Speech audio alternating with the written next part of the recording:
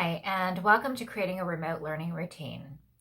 Before we get started on tips, I want to acknowledge how you and your child might be feeling right now as we struggle to live normally in uncertain times. You may be dealing with economic hardships, anxiety, and stress. You may feel very overwhelmed and frustrated, which makes it difficult to find ways to manage your day effectively and help your child with school. You may be thinking to yourself, how can I teach my child how to develop healthy habits and maintain a routine when I struggle with this myself? Your child probably also feels very scared and aggravated. She may miss hanging out with her friends or family and may be struggling with her schoolwork, daily routines, or sleep. She may be shutting down and probably senses that you're concerned and want to provide her with what she needs. So now let's talk about the importance of routines and how this can reduce some of those challenges and make you and your child feel a little less stressed. A routine is simply a sequence of actions regularly followed or a fixed program. So let's think back. Before having to support your child with remote learning, you had some structure and routines that you were performing every day. You got up, started your day, maybe you went to your job where you have a supervisor that you had to report to, and she kept you on track. You ran errands, prepared meals, etc. Now, those routines may have needed a little improvement. No one's perfect, but you had some external sources of structure in place to help you get through your day. And now a lot of that may be gone or look a little different. Your child got up, went to school where there is a ton of structure and routine, and then came home, did homework, had sports or social activities, and then had some sort of nighttime routine. And now a lot of that may be gone for your child as well. Routines provide you and your child with the external regulation that most people with ADHD need to accomplish tasks. Routines are important for the both of you so that you're able to manage your day. But remember, as you work to improve your remote learning routines, take some time every day to relax and have fun. Now, let's talk about why you have more challenges than most when it comes to managing schoolwork and activities at home. Keep in mind that every child and every parent is different. However, many people with ADHD share some common symptoms and behaviors. You and your child may have challenges with paying attention, communication, self-control, organization, and in other areas. You and your child may be able to focus on something enjoyable for hours, but if it's something challenging, the both of you will rely on external prompts to stay focused. In this lesson, I'll provide you with ideas on how to establish and improve routines to help you manage remote learning. I want to reemphasize that you are managing remote learning and don't need to be directly involved at all times, but you should be available to provide technical support and answer questions. Just sitting in the room with you often provides a cue for your child with ADHD to stay focused and on task. You may do your own work as your child works online. Your goal in this process is to find what will work for you and your family. It might not be the first thing that you try, and it probably will not be all of the strategies that I'm suggesting to you throughout this course, but it will be a combination of tools and strategies. Just try to keep it simple.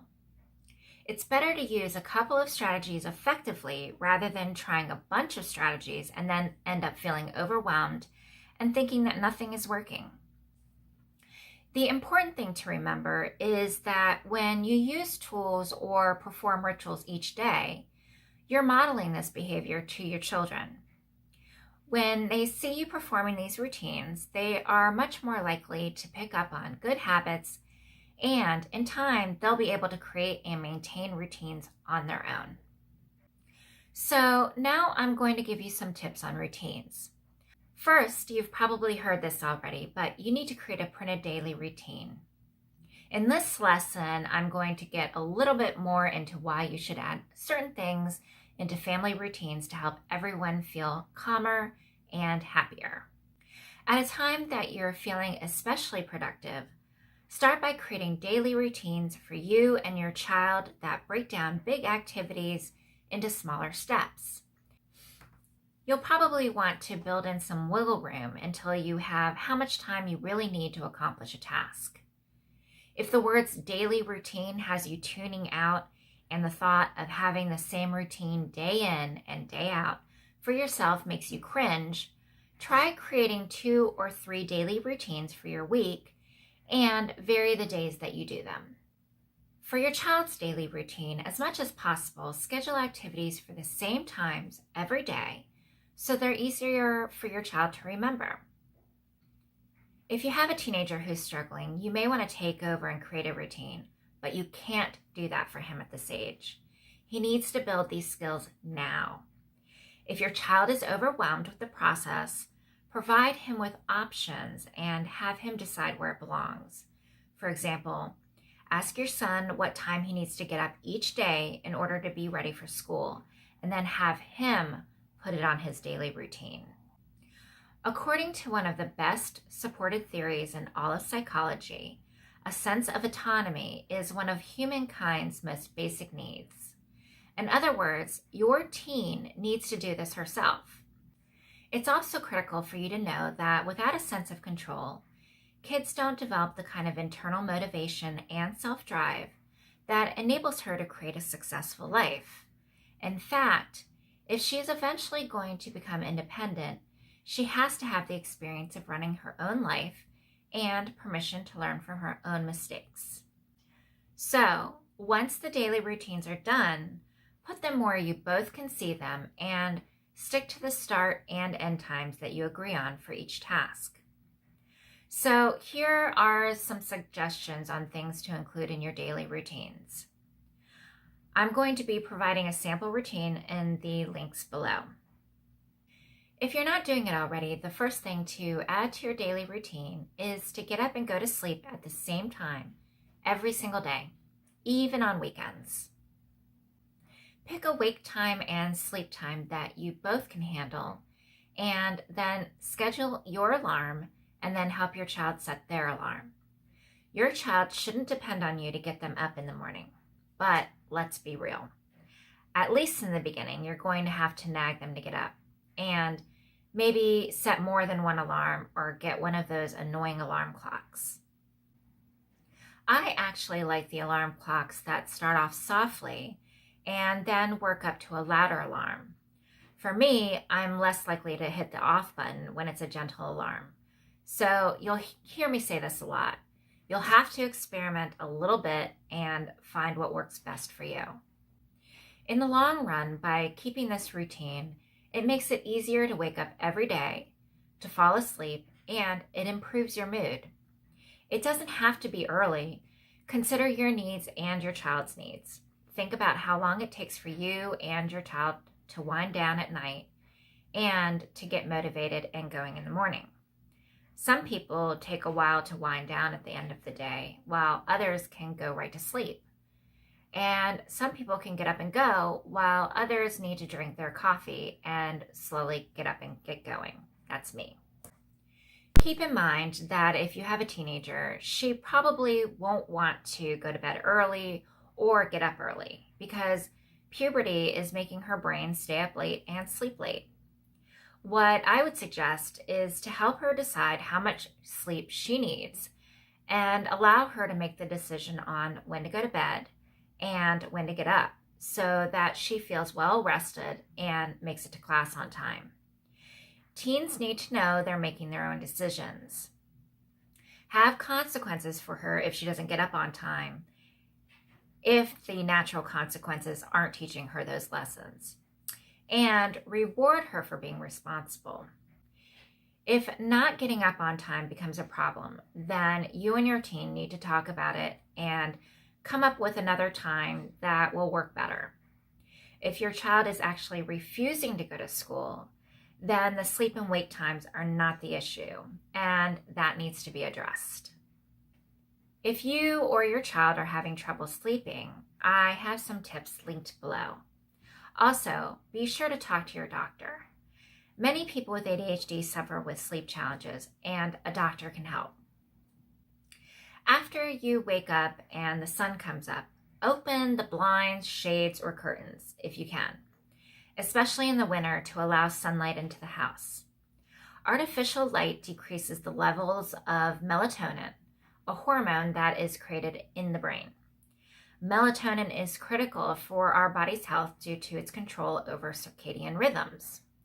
Also, increased hours of sunlight heighten the brain's production of the mood-enhancing chemical serotonin. Studies have discovered that the more sunlight we are exposed to, the more serotonin we produce. A lower level of serotonin is associated with depression. So in other words, open the blinds and you'll feel happier. We all do it. There are days where it's nice to just stay in your PJs and be comfortable and watch your Netflix. But on most days, you should get dressed as part of your daily routine. The way that we dress has a connection to how we feel. By getting dressed, you and your child are transitioning from the mindset of bedtime to daytime. You'll feel more motivated and confident. Also, you'll be prepared for the unexpected, like if you need to quickly run an errand.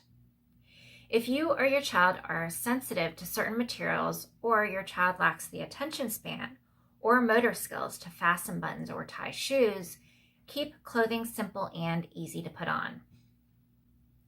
These brands offer seamless, tagless, and comfortable options for your family.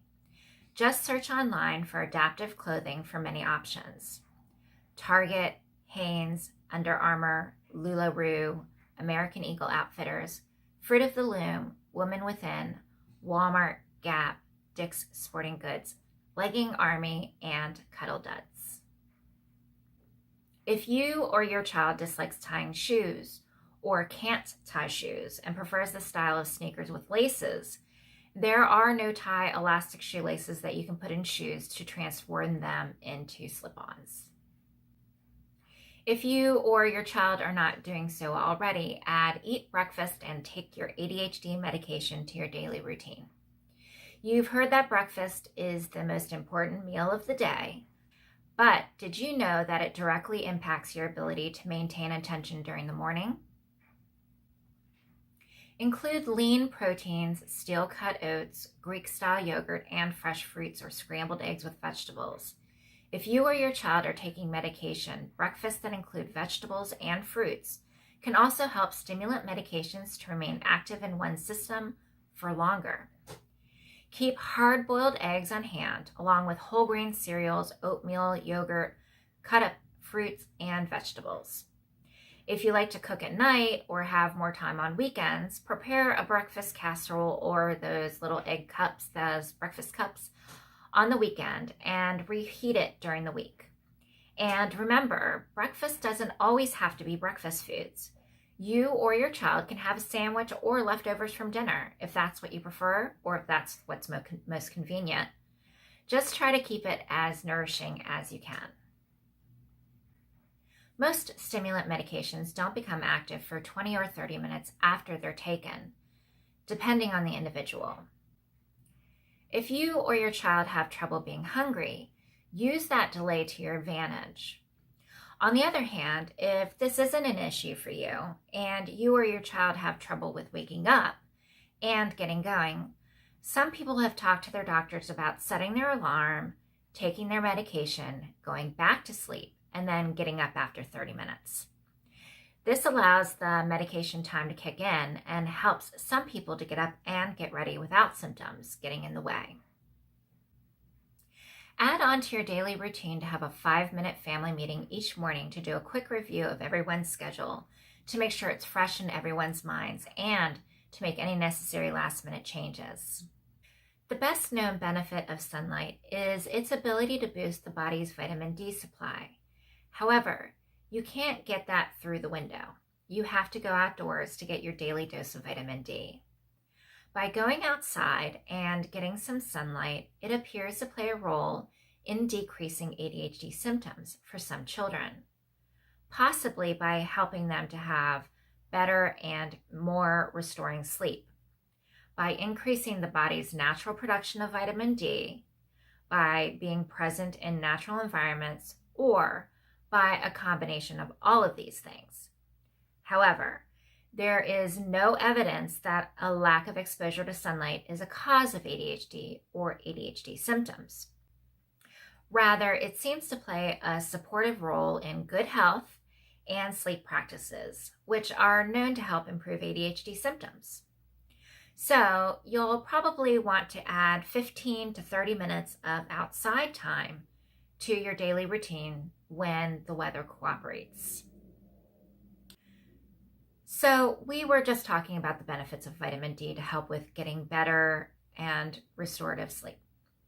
And you already know that it's difficult for anyone with ADHD to sit for a prolonged period of time.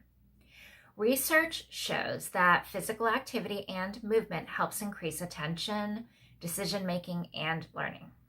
With physical activity, executive function performance improves in as little as 20 minutes, and ADHD symptoms can reduce in intensity in as little as 30 minutes of exercise. And I do recognize for some children and teenagers, this is a big challenge. I'm going to link to a few articles with some suggestions below. I'm also going to encourage you to join Chad's online communities to get tips from other parents to see what has worked for them. Don't make the entire day about schoolwork and working. Give you and your children moments to look forward to throughout the day. And what you do with this time off is up to you. Walk the dog, meditate, or catch lunch with your family. These breaks will help reset your mind and prevent burnout. So now let's talk about remote learning and the routines that would be helpful during that time. First, note days and times for in-person and remote work and plan your day by blocking times in your schedule when you may need to be available to assist your child with remote learning. Schedule breaks once per hour or at appropriate intervals to check on your child or teen and help your child or teen to be as independent as possible with their schoolwork by using Alexa, Google Home, and other notification programs to help children or teens to remember to log on for classes and to complete specific tasks. If you're working from home, avoid scheduling meetings during your blocked times and take breaks to assist your child or teen. Also, don't forget to provide movement breaks during online instruction. It can be valuable for all ages, just as in in-person classrooms.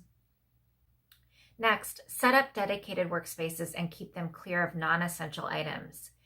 If you or your child have trouble sitting still, consider the following: a standing desk or one of those desk toppers that converts a regular desk into a standing one, a desk bike or an elliptical under your desk to keep your feet moving, a yoga ball or other similar type of chair or cushion that allows some movement.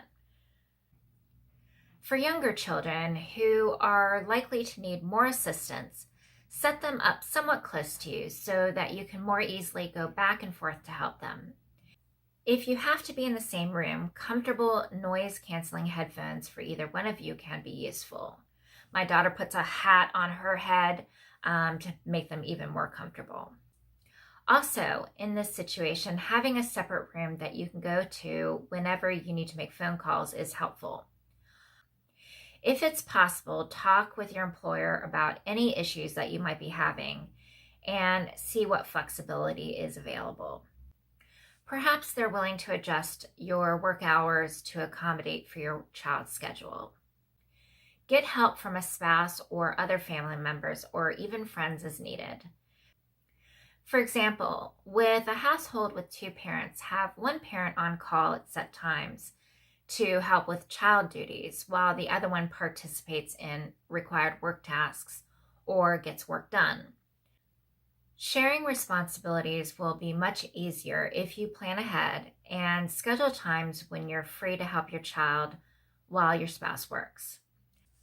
For older children and teens, a useful alternative would be to ask grandparents, aunts, uncles, or close family friends to check in on your child or teen remotely at set times if you have to work in person or can't step away from remote work tasks. Start your learning or work plan with whatever school modality is currently occurring. Once you know what potential challenges or changes could occur, such as a move from remote learning to hybrid model or from remote to in-person, make a plan B for how you'll handle these changes when they occur. In addition, make a plan C for a fallback option if everything becomes remote again, for example. This allows you to shift from one setup to another with minimal planning when things change unexpectedly. With work items, keep as much in the way of documents and other items needed in a method that can be accessed remotely based on your company's rules. And have duplicate physical items that are needed, specific resource books, for example. This will make going back and forth from an office to a home workspace much easier. Communicate you and your child's needs to your child's teacher.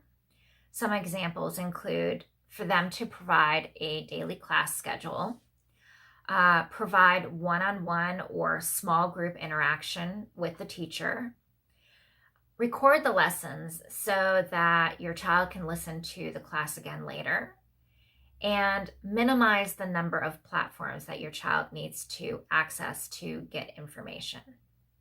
And finally, if your child has an IEP or Section 504 plan, or you think your child now needs one, you have the right to request a meeting during distance learning. If your child is having challenges, there may be a need to have accommodations, provide supplementary aids, and develop or change behavioral plans that go beyond what your child needed during traditional education. I'm providing a link to some additional information below. And if you have any questions, please feel free to contact one of CHADD's information specialists, and they'll be happy to provide you with additional information and resources. Thank you for joining me for this lesson.